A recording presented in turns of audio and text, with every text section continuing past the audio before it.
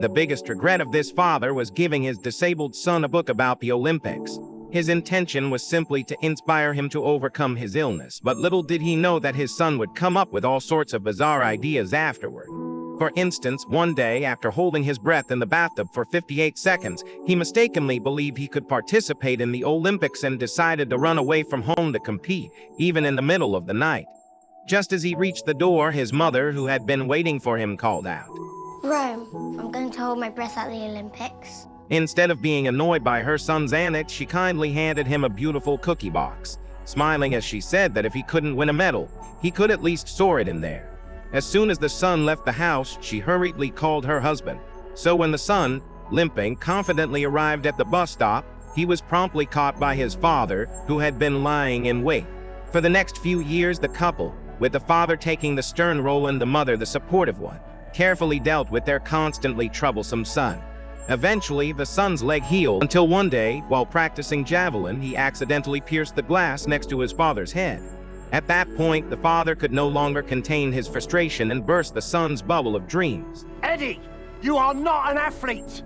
After being scolded, Eddie indeed became much more obedient, so his father immediately took him to his construction site, intending to guide him to become a proud bricklayer.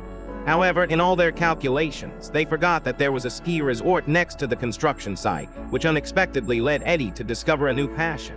From then on, Eddie set the Winter Olympics as his new goal.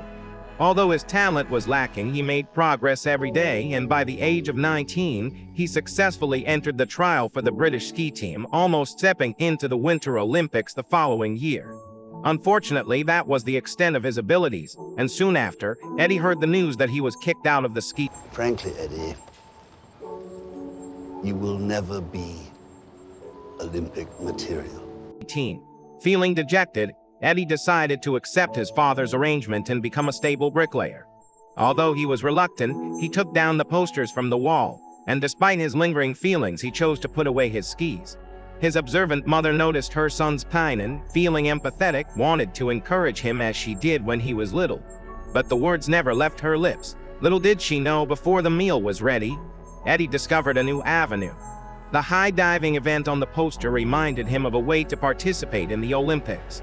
The solution was surprisingly simple. He first went to the London Olympic Committee to confirm an important rule: any athlete who ranks first in their country in a specific sport could enjoy a direct entry to the Olympics.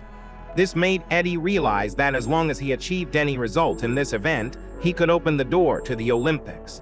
So Eddie hurriedly packed his things and, even in the middle of the night, rushed to Germany to learn high diving.